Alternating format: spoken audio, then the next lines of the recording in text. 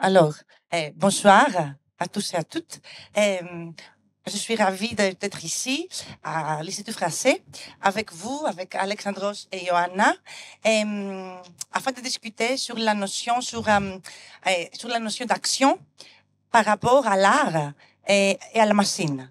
Malgré que tous les trois nous sommes francophones, on a dit qu'on va continuer la discussion en grec. Donc, je commence. Ξεκινάω. Je commence. Je m'appelle Agini Kipoulou. Nous avons Alexandros Kotogiorgakopoulos et Johanna Neophytou. On est unis par le fait qu'on est tous à la faculté d'arts digitaux et cinéma de l'Université d'Athènes. Alexandros, il est artiste sonore avec une spécialisation aux moyens interactifs et professeur assistant à la faculté. Johanna Neophytou est créatrice de documentaires et elle enseigne également chez notre faculté. Avant de commencer, je vous dis que notre thème porte sur les hommes et les machines. Agir ensemble, point d'interrogation. En guise d'introduction, je tiens de dire qu'il ne s'agit pas de quelque chose de nouveau. La coexistence des artistes avec les machines, c'est pas nouveau. Cela existait déjà à partir de l'Antiquité. Et cette relation entre l'art et la technologie existe comme un drame qui s'ouvre à chaque fois que de nouvelles machines apparaissent.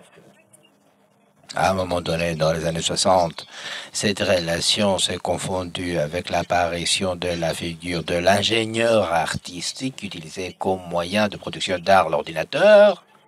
Et actuellement, on est à l'époque où on peut parler de l'intelligence artificielle, l'ordinateur, les moyens d'immersion, le support d'immersion qui rouvre des questions examinées par l'histoire de l'art, à savoir comment détermine-t-on l'artiste, qu'est-ce que c'est qu'une œuvre d'art, etc. On va surtout parler des conditions sous lesquelles la production artistique s'effectue-t-elle.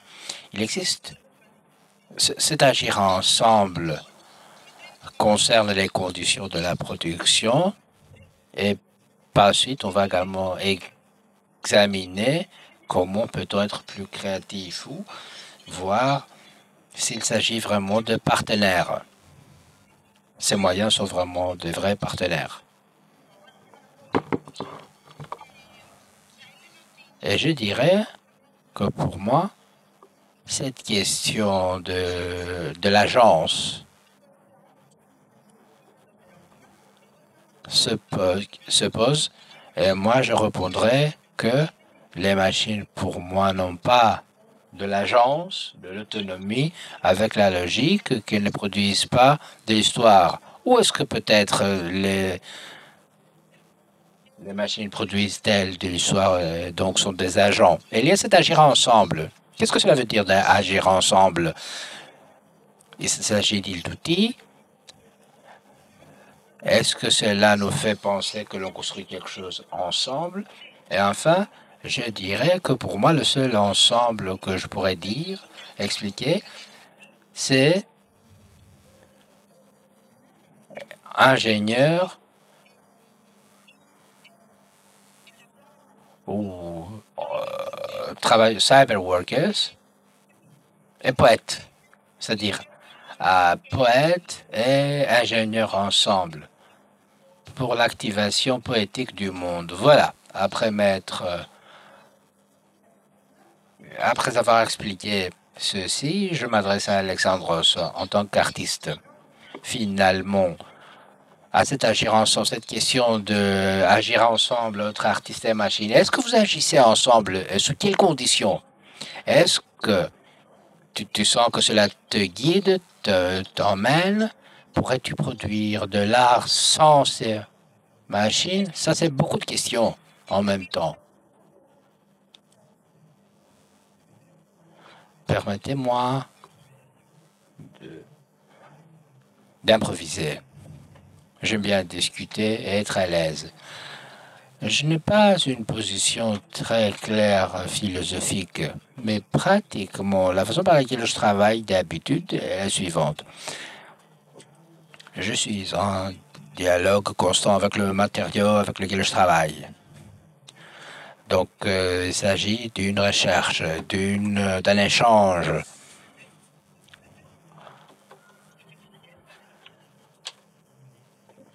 Il n'y a pas de dominant ou dominé dans cette relation avec le matériel. Mon désir est de comprendre les particularités du moyen du point de vue de la forme, de la plastique, et plus généralement. Il y a certains diapos que je vous montre, que vous pouvez voir. Il s'agit là d'une œuvre de 15 ans que j'avais créée.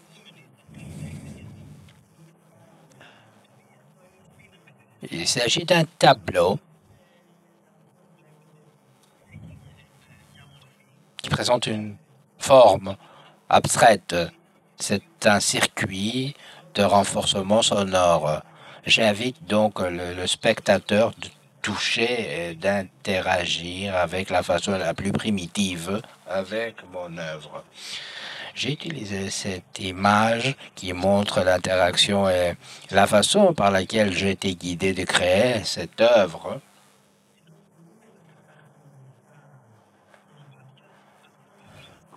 C'était plutôt une expérimentation pure. Et soudain, j'ai vu apparaître un tableau et j'ai commencé à discuter, à négocier avec le tableau et j'ai commencé à créer des formes qui étaient mortes au début. Et par la suite, j'ai pensé qu'on peut ainsi créer une sorte d'interaction, une action sonore de ce type. Il n'y avait pas de préconception, il n'y avait aucun concept, plutôt un contact avec le matériau qui m'amenait à cette œuvre, à la création de cette œuvre.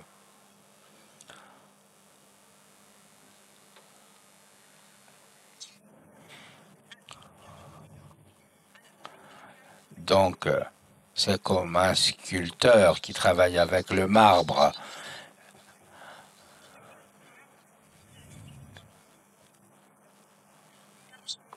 C'est comme ça que tu travailles avec ton matériau.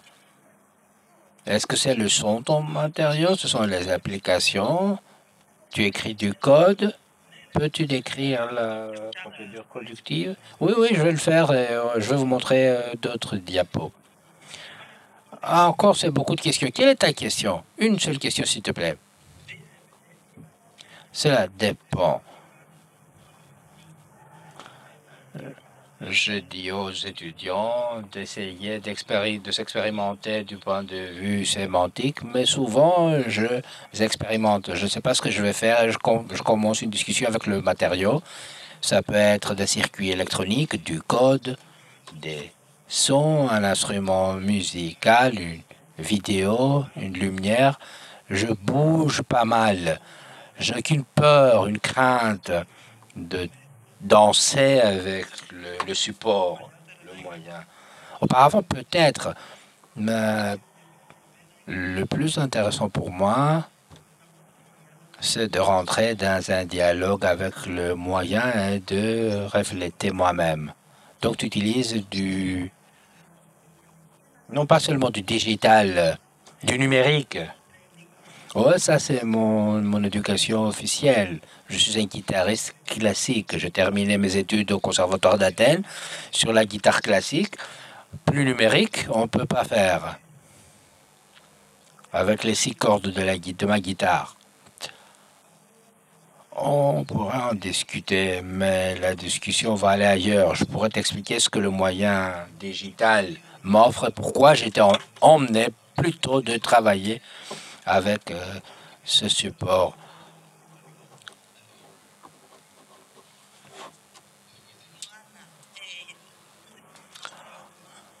Je vais poser la question à Johanna et puis on va revenir chez toi. On peut changer de diapo si tu veux. Y a-t-il un bouton spécial que je peux appuyer pour changer la diapo? Comment fait-on pour changer?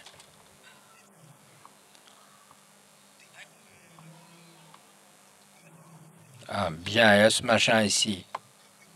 Où sont les boutons?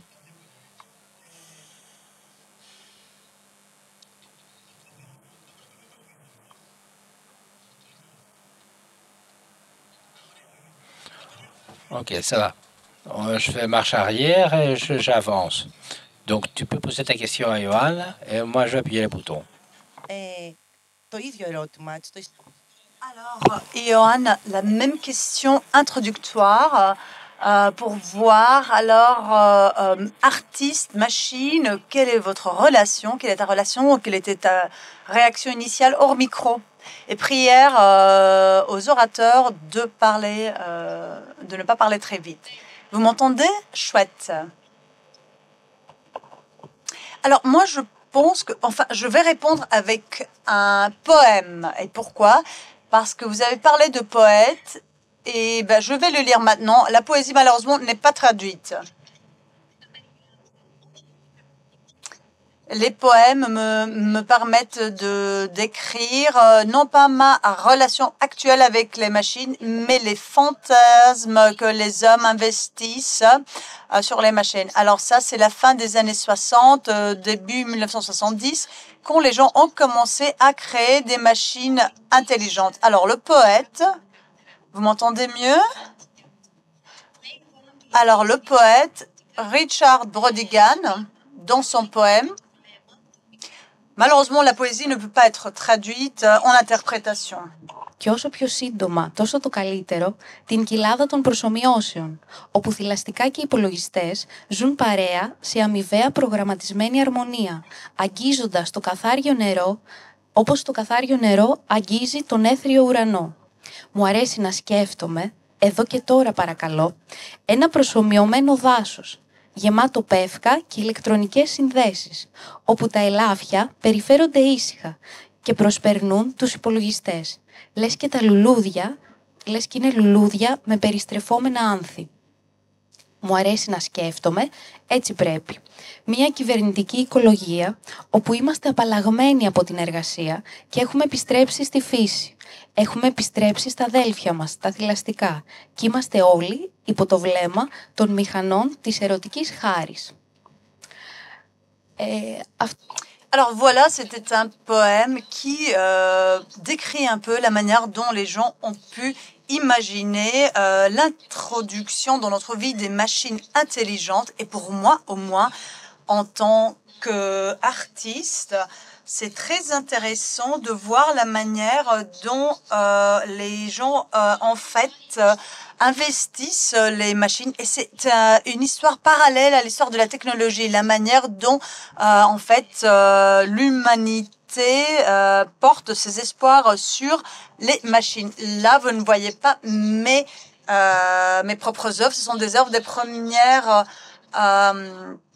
expos pour interactives avec des machines. Et c'était le titre de cette exposition était Cybernetic Serendipity. C'était en 1968 et Jashia Richard qui était celle qui a mis en place de l'exposition. En fait, c'était pour tout était porté sur l'état euphorique, les espérances qu'on avait sur les machines. Alors, il y avait les gens qui vraiment pensaient à une libération qui viendrait des machines et d'un retour à la nature. Cela faisait partie du poème de Brautigan. Et en fait, la conservatrice de l'exposition parlait des robots et elle voyait sa mère en faisant des travaux à la maison, des travaux domestiques. Et sa mère avait dit qu'un jour, il y aura un robot qui vous permettra de laver les vêtements, de les repasser et ensuite on les aura bien propres et bien repassés pour les porter. Alors vous voyez l'utopie, ce que les gens espéraient que serait le futur par le biais des machines qui allaient nous aider. ce que vous dites est très très beau et en fait vous ouvrez vraiment la discussion sur l'utopie dans l'art. Mais permettez-moi de poser une question parce que la question n'est pas si le robot peut en fait produire de l'art, mais s'ils vont nous libérer afin que nous, on puisse davantage produire de l'art. Et j'ai trouvé ça très intéressant et très beau. Alors, par rapport à l'utopie, tu veux continuer? Je ne sais pas, vous voulez que je continue? Vous voulez qu'on change? Moi, je peux toujours appuyer sur les petits boutons, hein. Je pense, alors là, on passe à l'alinéa. Mais permettez-moi de dire un truc. Je pense que c'est très intéressant de voir quelle est en fait la tendance et en fait l'accouplage de la machine avec les artistes et voir si vraiment les artistes peuvent en fait valoriser les machines de la manière dont ils souhaiteraient le voir dans la vie réelle. Merci. Alors, Alexandre, il y a ta pratique artistique et là, j'aimerais voir comment vous valorisez, vous utilisez les machines, quel type de machine et quelle est votre relation? Est-ce une relation symbiotique? C'est une relation érotique? Est-ce que vous les considérez qu'elles sont dominées? Y a-t-il eu des moments où vous avez vraiment pensé que c'est vous le dominé? Permettez-moi de voir. Écoutez, moi, je ne suis pas vraiment très envahie par les gadgets. Je dois vous regarder, n'est-ce pas? Je ne sais pas où regarder, en fait. Alors, pour moi, en fait, ce qui est intéressant, cela provient des possibilités et le charme, la fascination aussi provient du registre scientifique sur lequel sont positionnées les machines. Alors, on a les machines et on voit bien sûr les designers qui créent des petites machines avec des petits boutons et des lumières. Moi, j'ai jamais vraiment été fascinée par les machines. En fait, je les considère comme un peu moches et je me demandais parce que en fait, je voyais les possibilités des machines et je voulais bien sûr participer à à ce jeu, à cette interaction pour voir les résultats, mais aussi à cause de leur dimension scientifique. J'ai fait aussi des études en physique. Alors vous voyez qu'en fait cet aspect scientifique, pour moi, c'était très intéressant. Les machines, la technologie est un point commun, enfin un des piliers de la science et aussi de l'art. Et quelles sont les possibilités que peux-tu faire et est-ce que ça ouvre des portes, ça ferme des portes, est-ce que les machines ôtent des éléments de la création artistique? Ben, je vais vous parler de la musique parce que pour moi c'est beaucoup plus clair. Alors là vraiment on peut inventer, on peut vraiment créer tous les environnements de son qui sont percevables. Max Matthews, même en 1957, c'était à l'époque où on avait pour la première fois l'informatique et il y avait Claude Shannon qui lui donnait une autre dimension et d'autres scientifiques. Alors, d'une manière mathématique, ils ont compris qu'on peut vraiment composer tout ce qui peut être entendu par l'oreille humaine. Alors là, vraiment, il y a beaucoup de gens qui ont dit « mais nos rêves vont être réalisés ». Et pour moi, bien sûr, ça, c'est fascinant. Moi, c'est un peu utopique, ça, n'est-ce pas? Ah oui, c'était vraiment très utopique de pouvoir créer n'importe quoi, tout ce que tu peux imaginer, de pouvoir le créer au son et en musique. Mais de l'autre côté, il y a ce que j'ai dit au début, la manière dont on communique avec les machines, et on ne parle pas seulement de l'interaction entre l'homme et l'ordinateur, comme on appelle ça en informatique, mais la manière dont on approche ce moyen, ce médium, je le trouvais un peu dégoûtant. Je n'appréciais pas presser des petits boutons sur mon clavier. Non, c'est pas mon truc. Moi, j'aime bien la physicalité, la matérialité. Et en tant que musicien, j'aime le contact avec la guitare. Bon, là, je vais utiliser des termes anglais parce que vraiment, les grecs, ça me revient pas. Alors, les nuances, dont les sons, c'est quelque chose qui ne peut pas être limité. C'est illimité. Il y a une relation énergie qu'on peut pas avoir les petits machins qu'on tripote en touchant les boutons. Alors, vraiment, d'un côté... on a l'utopie de la plasticité du moyen, du médium numérique, et de l'autre côté, bien sûr, la réalité. Et je veux vraiment toujours me poser comme tel un aimant entre les deux pôles. Et la dernière question, avant de repasser à Johanna. Alors, vraiment, les points d'équilibre sont très, très sensibles entre ce qui est un expériment technologique et ce qui est une œuvre d'art, surtout aux yeux de quelqu'un qui est à l'audience. Alors, comment est-ce qu'on peut savoir qui est le technologiste et qui est l'artiste? Quelles sont les limites entre l'expérience technologique et l'œuvre d'art? Eh bien, il y a un fétichisme énorme par rapport aux possibilités des machines et ceux qui sont dans notre région, qui créent, ils souhaitent vraiment créer des œuvres de haute capacité par le biais des machines. Moi, je vais vers une orientation, vers une direction très différente. Je ne veux pas vraiment impressionner du point de vue technologique. Je ne suis pas impressionnant du point de vue technologique dans mon travail, dans mon œuvre, mais ça me permet d'avoir cette plasticité. Un petit commentaire étant donné qu'on est à un festival de philosophie de l'IFA. Je ne sais pas si c'est lié au fait que tu as fait des études en France, mais je constate qu'il y a une grande différence entre l'approche anglo-saxonne de la machine et la pensée française. Ce qui se rapporte à la technique culturelle, c'est-à-dire qu'ils approchent la technologie comme un phénomène social. Marcel Mauss, par exemple, il y a une grande histoire dans la pensée française qui n'est plus hégémonique, malheureusement. Mais tout ce qui est décrit par Alexandros et Johanna est dans cet esprit. Ça, c'est important ce que tu viens de dire. Ce qui m'a séduit en France lorsque je suis allé là, il parlait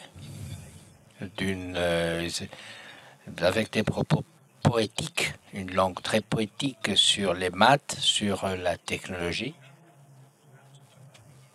Et des grands mathématiciens français comme Poincaré avaient aussi un style philosophique. Voilà pourquoi je me sens beaucoup plus à l'aise dans ce pays et dans cet espace.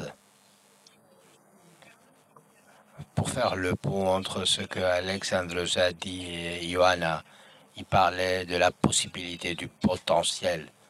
J'ai utilisé... On pourrait parler de la virtualité du présent. Et Johanna a parlé de l'utopie. Donc,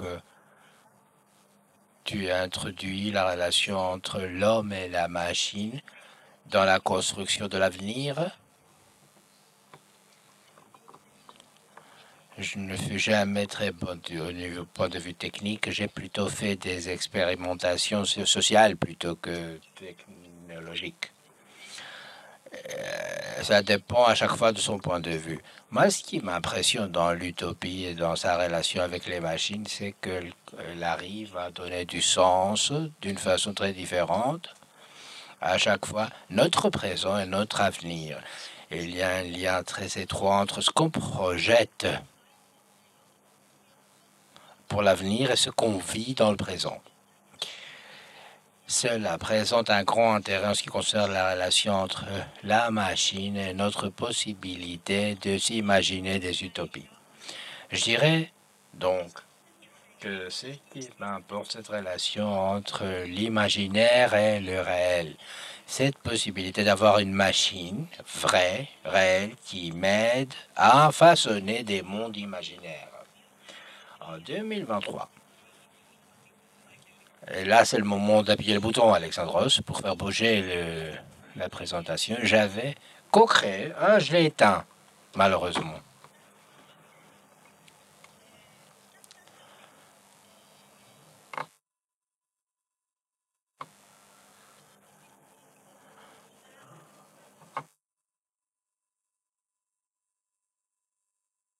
Voilà.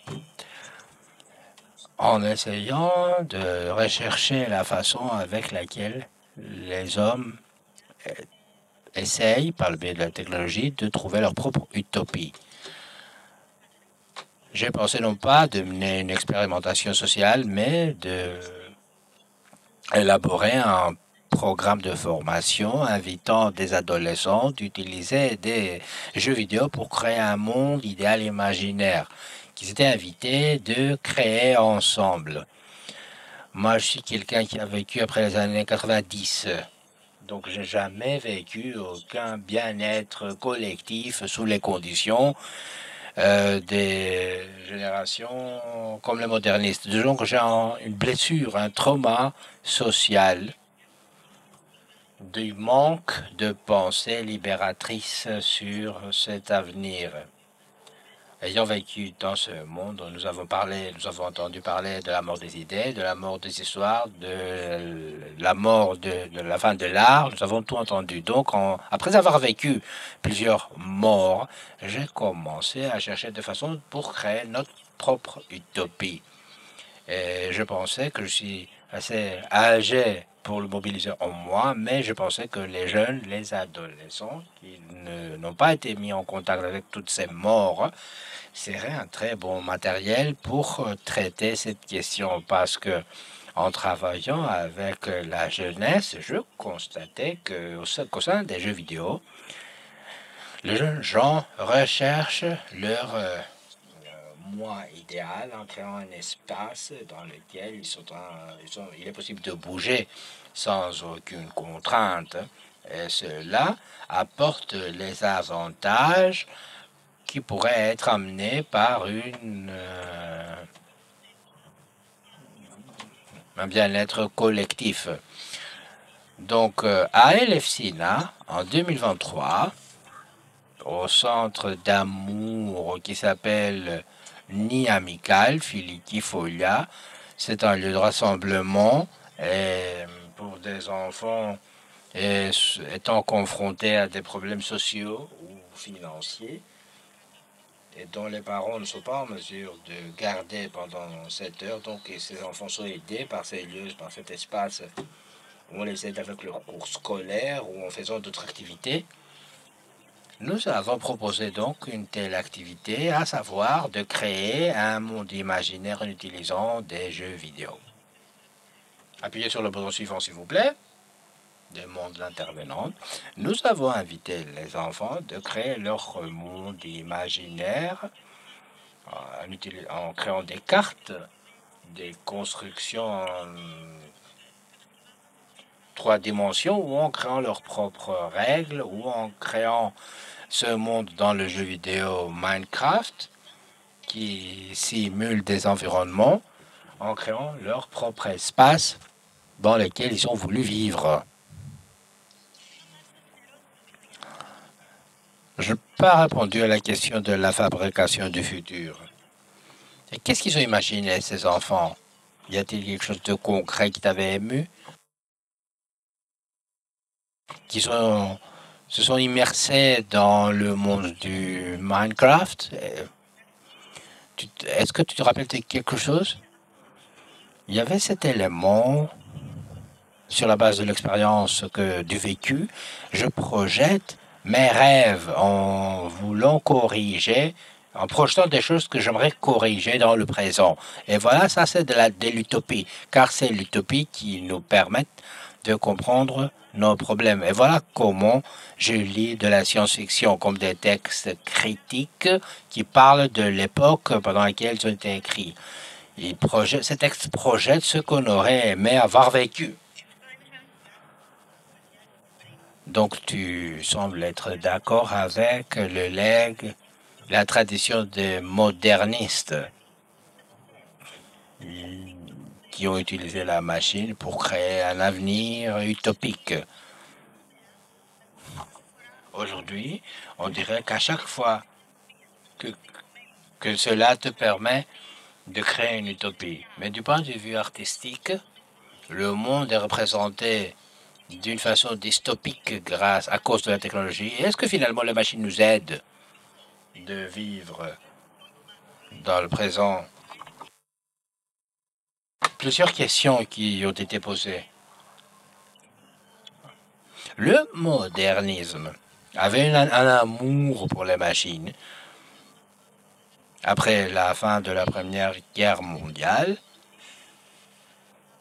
le monde était décrit comme un monde pourri et les machines offraient une très belle perspective en créant des utopies car on imaginait qu'il y aurait un avenir positif. Le métamodernisme, le postmodernisme décrit les machines d'une façon beaucoup plus critique et les utopies de même en parlant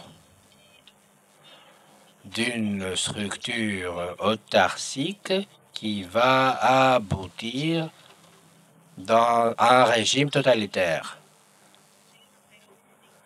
J'aimerais parler d'Alice Carabédian, la philosophe française qui a écrit en 2022 dans son livre Utopie radicale que l'utopie, elle décrit une utopie avec plusieurs aspects. Ce n'est pas la conception du postmodernisme. Après le XVIe siècle, il y a des milliers de façons pour parler des utopies. Ce qui est impressionnant sur les utopies est qu'au même moment où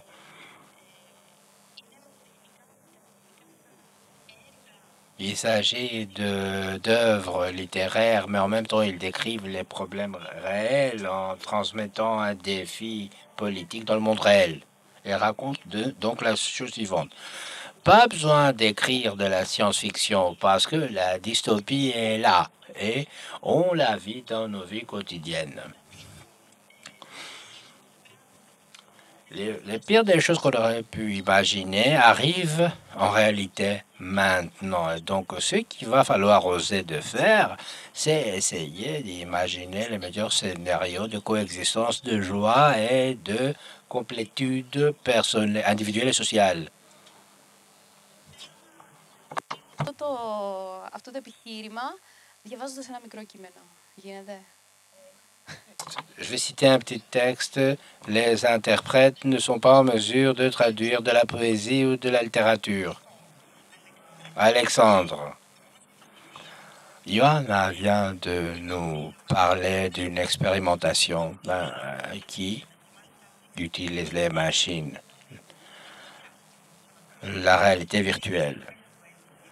Voudrais-tu nous montrer certaines œuvres et de nous expliquer quelles sont les machines concrètes que tu as utilisées?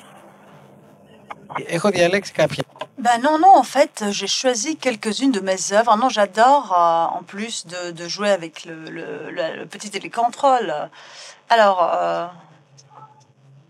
je vous demande pardon pour ce voyage dans les diapos. Alors là, je vais vous montrer une œuvre. Et en parlant de... Bon, je dois trouver le mot approprié. Je ne trouve pas le mot, dit l'orateur, dit l'intervenant. Bon, en tout cas, bon, je ne vais pas trouver le mot. Je ne trouve pas le mot. Mon système neuronique ne fonctionne pas très bien afin de trouver les mots nécessaires, mais c'est relatif à l'intelligence artificielle. C'est un terme qu'on entend tout le temps. C'est vraiment a aussi une dimension commerciale très forte. Tout ce qui est basé sur l'AI, c'est plus intéressant, c'est meilleur, c'est plus intelligent. Alors, cette technologie a ses racines, sa base au début des ordinateurs. Dès qu'on a créé des ordinateurs, eh bien, il y a eu des réseaux neuroniques artificiels qui ont été mis en place, mais on n'avait pas totalement compris, saisi leurs possibilités, car il n'y avait pas autant de données. C'est là qu'on est maintenant vraiment devant ces avenues de données, et aussi les ordinateurs n'étaient pas assez forts. Mais leur architecture était plutôt la même. Personnellement, ça me dégoûte, tout ce hype, toutes ces tendances, car il y avait cet élément du gadget qu'on utilise. Pourtant, j'ai souhaité parler un peu, et j'ai utilisé cette manière plutôt simple, qui n'est d'ailleurs pas le médium que je travaille, c'est le langage. Moi, j'ai effectué plusieurs œuvres basées sur le langage, car moi, le langage, c'est pas vraiment mon médium, et c'est difficile pour moi, quoi. Comment dire, c'est un médium un peu trop glorifié, le langage, et on a l'impression que on peut tout exprimer en disant le langage. Alors j'ai souhaité écrire un poème, mais je voulais pas l'écrire moi-même. Moi, je voulais mettre les termes, les conditions, les prompts, et ensuite que cela devient un poème. Et c'était la poésie infinie, infinite poetry. C'est le terme utilisé par l'intervenant en anglais. Et alors, je voulais qu'on crée un poème qui ne finit jamais, qui n'a pas de fin, qui n'a pas de conclusion. Alors, en me basant sur le ChatGPT, et je relançais les prompts, et c'était pas moi, hein, c'était bien sûr un renouvellement du poème. C'était automatisé, mais c'était programmé. Oui, c'est du code. Oui, alors vous avez écrit du code. Oui, c'est ça. Je ne sais pas si on aura aussi le son. On n'entend pas le son parce qu'on n'a pas fait de test. Alors, normalement, cette œuvre a aussi du son. C'est beaucoup mieux. Croyez-moi.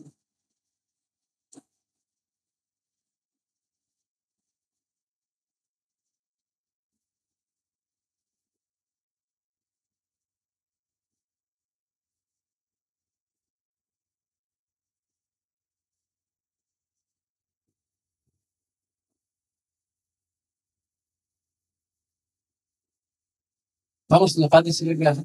Alors, sur la réponse, et qui est le créateur ici? Je veux dire, quel est le poète? Vous, toi, ou le ChatGPT, ou l'autre?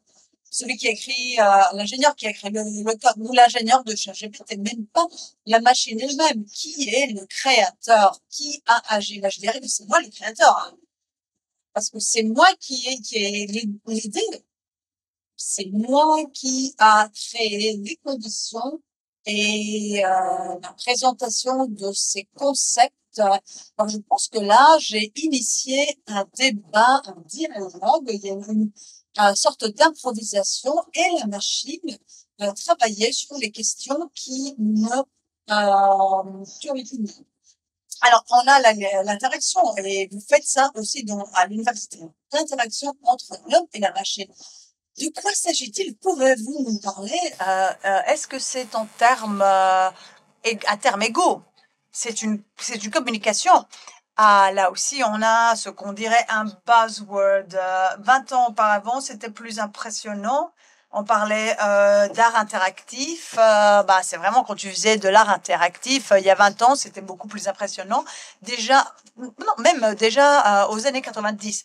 Mais là, je parlais de l'interactivité. Je vais pas la relier avec l'ordinateur tout d'abord, mais je veux parler de l'interactivité que j'ai avec ma guitare classique, car pour moi, c'est ça le modèle. Et j'en ai parlé au début. N'importe qui joue qui maîtrise plutôt un instrument classique analogue, eh bien, on atteint un moment où vraiment on est tellement engagé, on se penche sur le son.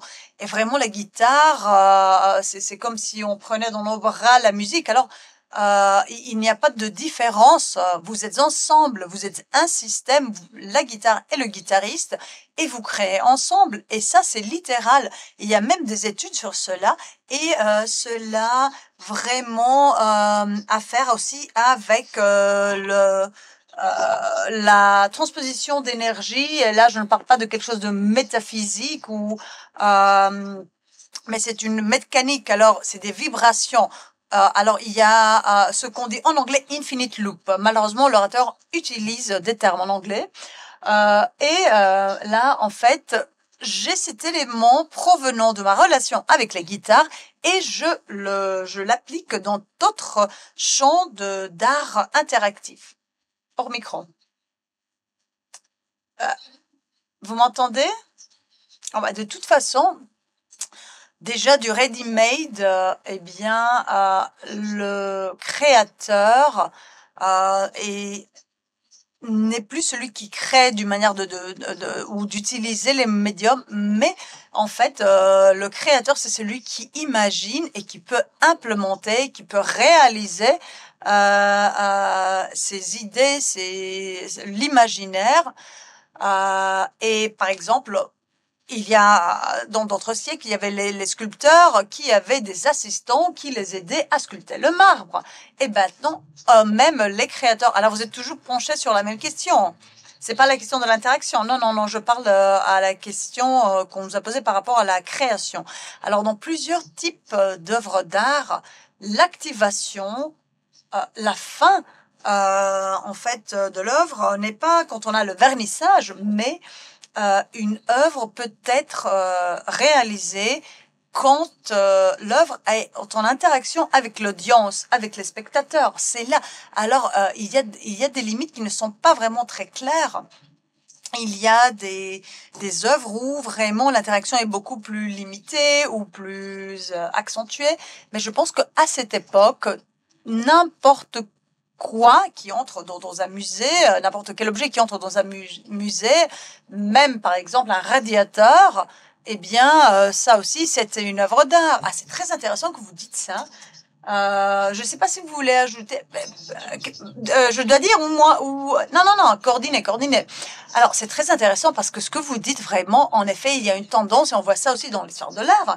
Dès où, par exemple, on a eu Duchamp, eh bien, et là, ça a changé. Et rien n'est conclu. Il y a plusieurs artistes qui, en fait, défendent leur art. Alors, est-ce que de créer de l'art, c'est la question de conceptualiser, ou il y a aussi la main-d'œuvre, l'utilisation.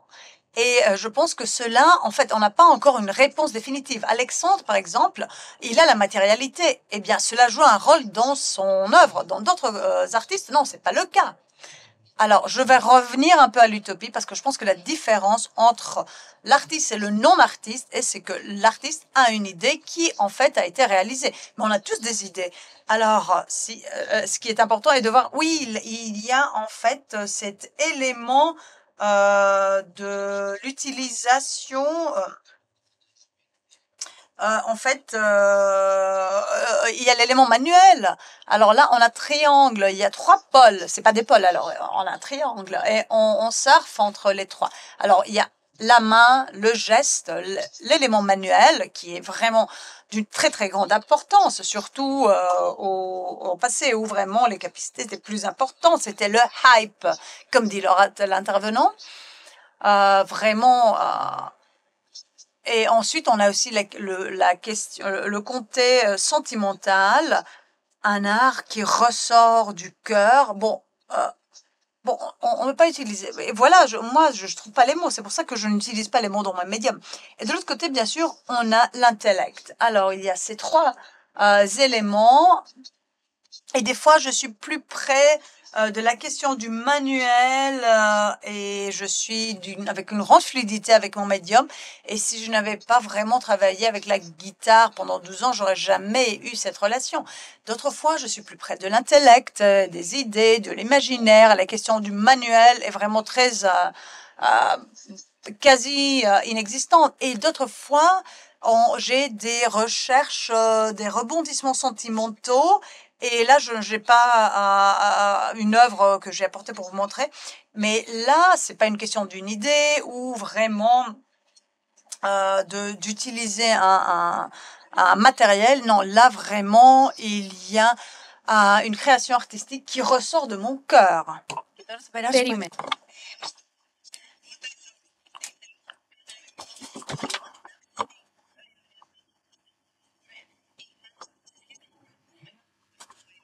Par rapport à ce que tu disais tout à l'heure, tu as parlé du ready-made, de comment on a changé.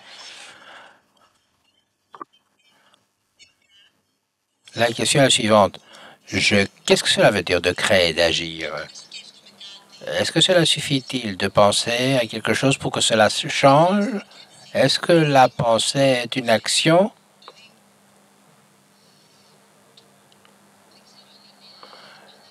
Je ne sais pas si la pensée suffit pour passer à l'acte. Les pensées peuvent être très riches, mais à un moment donné, elles doivent être reflétées et devenues en quelque chose. Image, par exemple, la pensée ne suffit pas. Elle peut arriver à la communication qui peut se faire par les œuvres d'art ou les propos. Mon moyen a toujours été la réalité. Donc, très souvent, je me suis retrouvé à créer des œuvres avec ce que je vis autour de moi. Voilà pourquoi je porte un grand intérêt sur le documentaire. En ce qui concerne le documentaire, le créateur, le producteur doit se perdre. Et cela aide beaucoup de se perdre parce que on pourrait prétendre qu'il y a une valeur de regarder la réalité.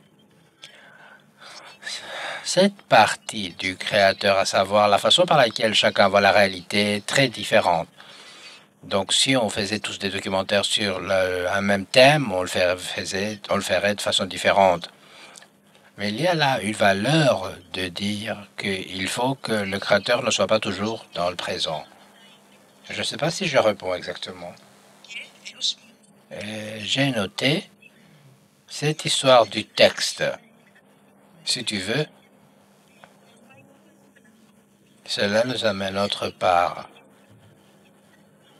Il faut prendre en compte la relation entre la technologie et la vitesse. Je vais vous lire un texte de Ioanna Brazopoulou et cela nous amène à l'image suivante.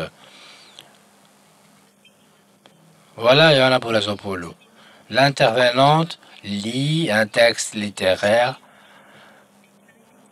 d'un livre qui s'appelle Science Fiction, édition du Festival de cinéma de Salonique. Je lis le texte.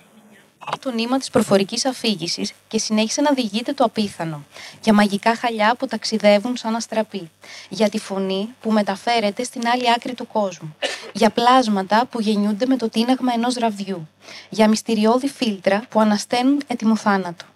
Η επαλήθευση του απίθανου ερχόταν ακόμη με βραδύτητα και οι λογοτέχνες εκείνης της εποχής μπορούσαν να καφιούνται για τις πρωτότυπες ιδέες τους.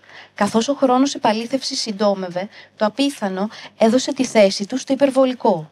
Ο Ιούλιος Βέρν, ο Herbert George Wells, η Mary Shelley, ο George Orwell πίστεψαν πως απλώς ξεπέρασαν το μέτρο όταν περιέγραφαν ταξίδια στη σελήνη, πειράματα γενετικής και συστήματα παρακολούθησης μιας κοινωνίας. Εκτός κι αν ενδόμηχα γνώριζαν πως μέτρο δεν υπάρχει. Ο χρόνος επαλήθευσης των έργων φαντασίας έχει ελαχιστοποιηθεί στην ανθρωπόκαινο, τη γεωλογική εποχή που διανύουμε, ως απόλυτοι βιορυθμιστές. Τον 20ο αιώνα καθιερώθηκε ο όρος επιστημονική φαντασία για έργα που στην πλειονότητά τους δεν τον δικαιούνται, αφού αυτό που περιγράφουν δεν αποκλείεται. Το 20ο αιώνα καθιερώθηκε ο όρος επιστημονική φαντασία για έργα που στην πλειονότητά τους δεν τον δικαιούνται, αφού αυτό που περιγράφουν δεν αποκλείεται. Η τεχνολογία και η πολιτική απέδειξαν πως τα παραπάνω έργα Nous sommes désolés, mais les intervenants n'ont pas partagé les textes qu'ils sont en train de lire auparavant avec les interprètes et cela ne rend pas possible leur interprétation. εφευρήματα έφτασαν να πραγματώνονται μέσα στην ίδια γενιά. Πριν από 20 χρόνια, ταλαιπωρήθηκα να επινοήσω μια ψηφιακή εφαρμογή απαραίτητη για την πλοκή του πρώτου μου μυθιστορήματος και ανησυχούσα μήπως φανεί υπερβολική, μήπως καταστρέψει την αληθοφάνεια της σκηνής. Εφαρμογή που τώρα έχω κατεβάσει στο κινητό μου.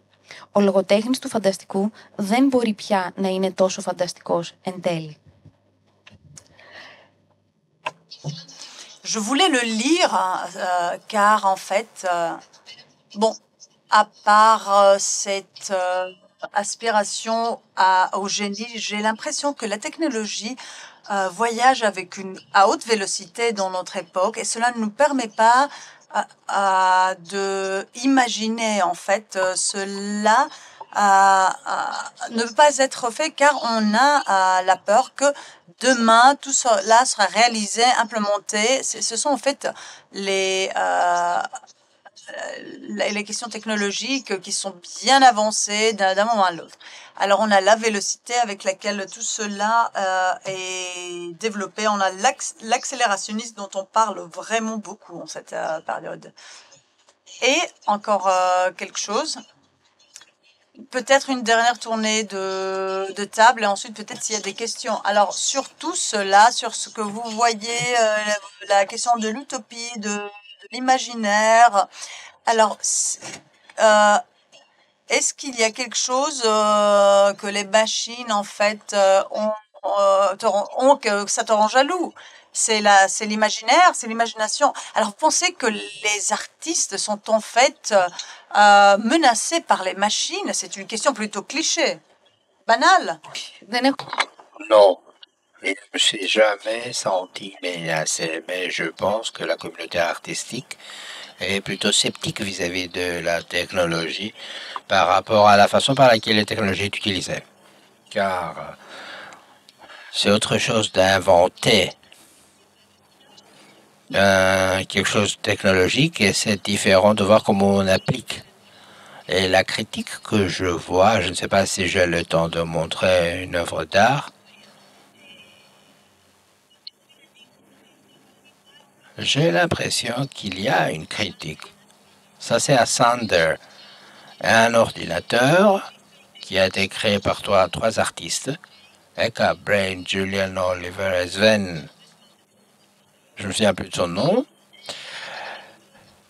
qui essaye de contribuer à la résolution de problèmes environnementaux. Il y a une grande dose d'ironie concernant la résolution de problèmes politiques et sociaux à travers la technologie. Mais ce qui est intéressant en ce qui concerne cet ordinateur est que il s'agit d'un ordinateur qui ne place pas l'homme au centre de la résolution du problème. Il place les écosystèmes et leur possibilité de survivre comme priorité. Cela peut donner des résultats qui nous sembleraient très paradoxaux. En tant qu'humanité, par exemple, il demande l'abolition du pays entier, des cartes, des transferts de population, qui montre comment la technologie n'est pas en mesure de confronter des problèmes sociaux, car ces problèmes ont d'autres façons de se résoudre. J'ai parlé du lavage des vêtements au début. S'il vous plaît, montrez la diapo suivante. Eka Brain. En ce qui concerne la critique adressée à la technologie, ou la critique de la façon par laquelle elle utilise la technologie. Elle propose de façon d'utiliser une machine à laver, par exemple, de façon qui nous permet d'économiser. Par exemple, en utilisant l'eau du lavage pour arroser les plantes. J'ai l'impression qu'il y a une tendance qui est discutée par les artistes concernant des utilisations plus positives et qui donnent la possibilité de réfléchir à la technologie de façon plus différente. Très bonne remarque. Un artiste, dans sa rencontre avec la machine, peut ne pas reproduire ce qui se passe dans la vie actuelle et proposer des alternatives. Très bien. Alexandre, même question que j'adresse à toi. En tant qu'artiste, cette question très cliché, est-ce que l'art va-t-il se terminer? Est-ce qu'on n'aura plus besoin d'artistes? Quelle sera la conséquence du développement extrême des machines intelligentes? Ce n'est pas que nous avons seulement du numérique. L'intelligence artificielle, par exemple. Est-ce que vous êtes en risque? Je pense que non. C'est une question de survie. Est-ce que vous êtes en péril? Je pense qu'on est tous des artistes, mais certains ne parlent plus, ne s'expriment pas. On est tous des artistes. Je ne crois pas en la profession de l'artiste. Tout le monde a une imagination, veut créer des mondes. C'est la seule façon pour se construire un sens. L'action artistique, c'est quelque chose qui nous plaît. Pourquoi donc avoir peur des algorithmes ou d'autres entités qui circulent dans des structures actuelles? C'est quelque chose qui nous plaît. Nous avons des voitures très rapides, mais on continue de courir. Pourtant, on continue de faire de l'art.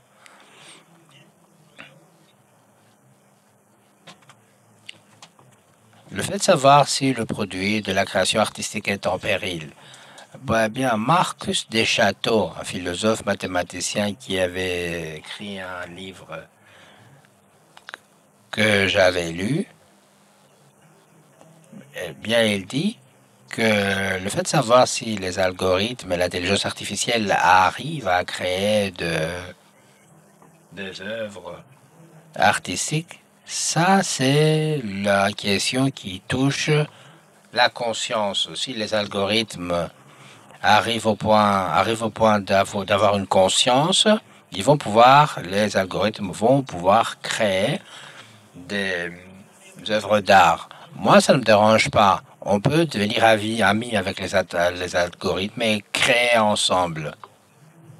Non, je ne sens aucune menace. Il y aura toujours quelque chose de travers que tu vas pouvoir critiquer par le biais de l'art. Donc, très souvent, le rôle des artistes sera renouvelé, différencié, parce qu'on vit dans un monde qui nous permet de créer constamment des œuvres d'art critiques. L'intelligence artificielle peut arriver au point de créer des œuvres d'art très beaux. C'est préférable plutôt que de l'avoir créé des bombes intelligentes. Très bon exemple, très bonne constatation.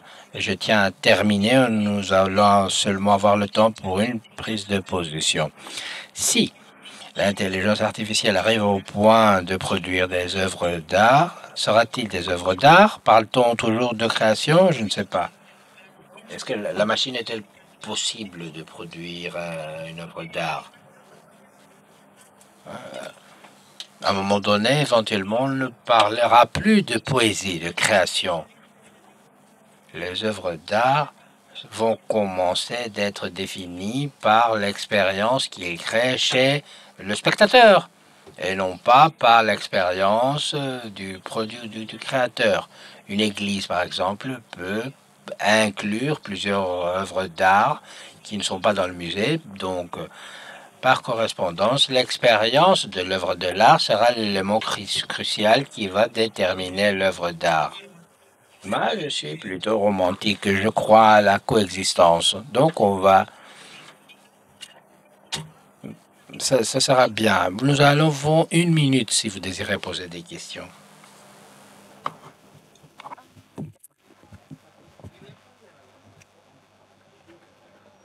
Τρία δευτερόλεπτα. 37 secondes. Voilà, c'est tout.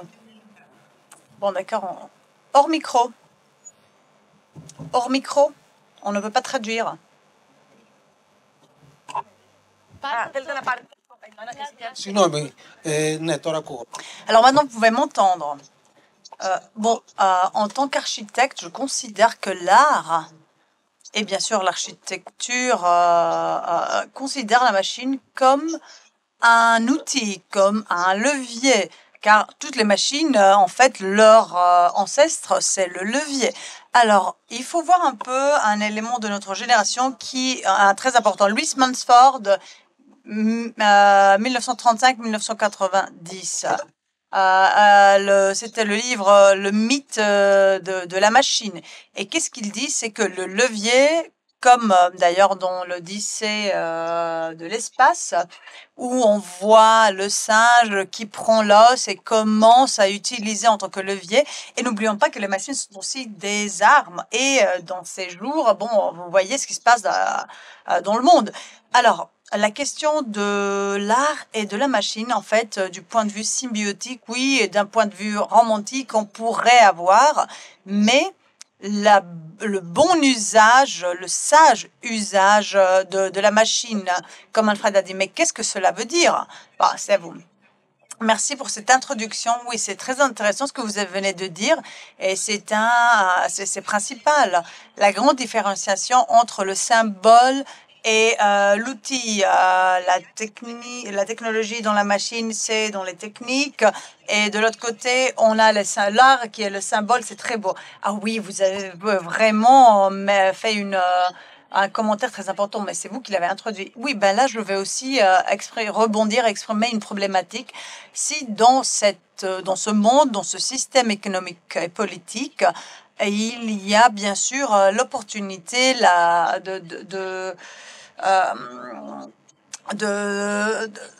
en fait, c'est la machine les armes, les machines des armes qui ont en fait introduit les plus grands changements technologiques et les grandes avancées technologiques. Alors, dans un système tel qu'il est en ce moment, et vous en avez parlé, je ne sais pas si cela nous permet, à part le bon usage des machines, cela c'est pas. Mais écoutez, vraiment, le nucléaire, c'est ça, hein, et c'est l'actualité. Et le symbole de la paix, c'était un artiste qui l'a fait. Et il y a il s'agit de deux lettres, nucléaire disarmament. Désarmement nucléaire, c'est ça, le symbole de la paix.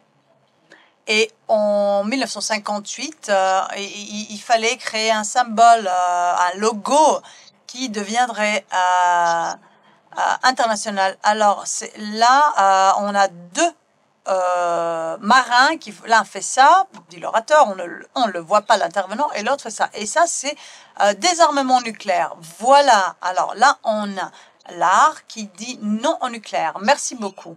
Nous vous remercions tous. Alexandre et Johan, bonne nuit. On pourrait continuer et on remercie bien sûr Angélique et l'Institut français de Grèce.